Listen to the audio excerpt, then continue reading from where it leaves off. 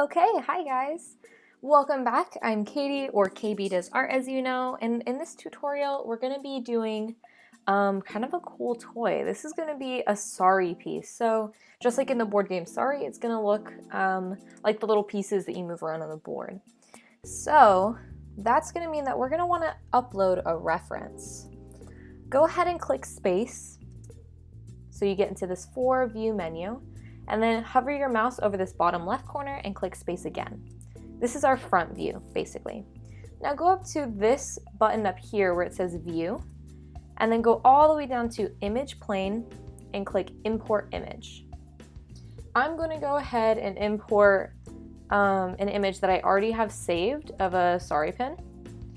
And this is going to be just like a basic outline, as you can see. You can find one online super easily. Just make sure you type in like Sorry piece outline or something like that. Okay, that looks pretty good. I'm gonna go ahead and scale mine up because I tend to work a little bit bigger. And then I'm just gonna move it up with W and try to position it so that like the bottom is somewhere on this bottom line right here. That's like our ground plane.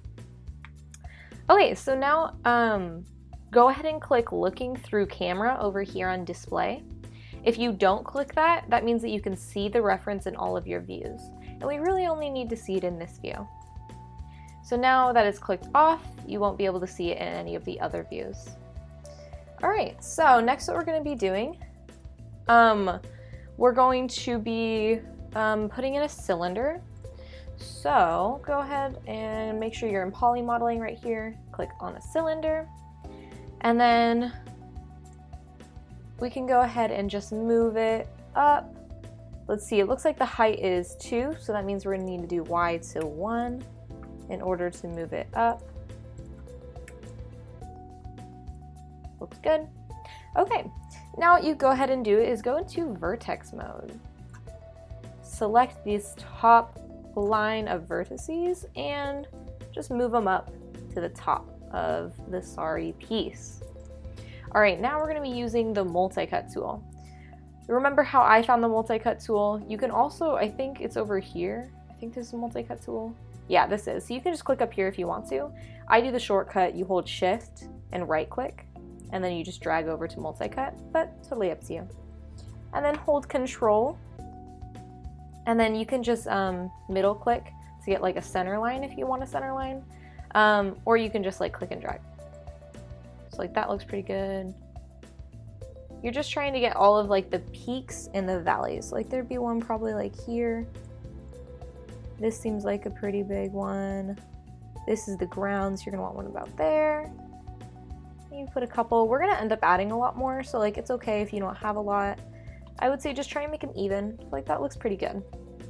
All right, now what we're gonna be doing is go back into vertex mode, click on Q, so in your selection mode. And now we're going to be scaling those lines of vertices in order to match our silhouette. So for example, if I was to select, let's say these like 5 rows, like right here, these 5. Click R, hold Control, and drag on that green arrow. See how it brings them all in at once, scaling just on the y-axis? It looks like my image is a little off-centered, but that's okay. And then you can go ahead and click and drag, and then you can make them bigger by dragging up, just to kind of fit your model. You're just basically trying to follow the silhouette as closely as you can. You can drag all of these guys out since this is like the base. These guys are gonna be really big because it goes out like that. And then drag these guys out a bit more. Looks pretty good. I think I need another cut like right here. So I'm gonna go ahead, Shift, multi-cut. Make sure, actually go into object mode before you do that. Then do Shift, multi-cut. That way you don't have anything selected. I'll just put like a midline here.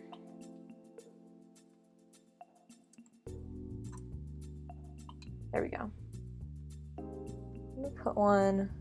The top's gonna get a little tricky. Let's see how that's gonna end up. Click R to scale it, hold Control. We'll do it that way. Make it just like really small. There we go.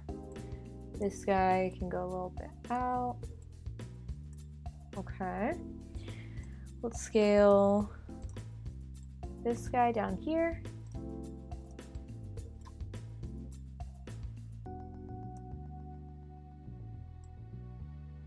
Looks good.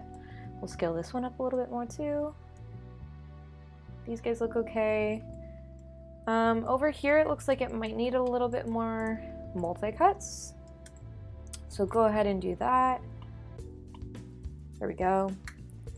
And then just click Q so that you're selecting them.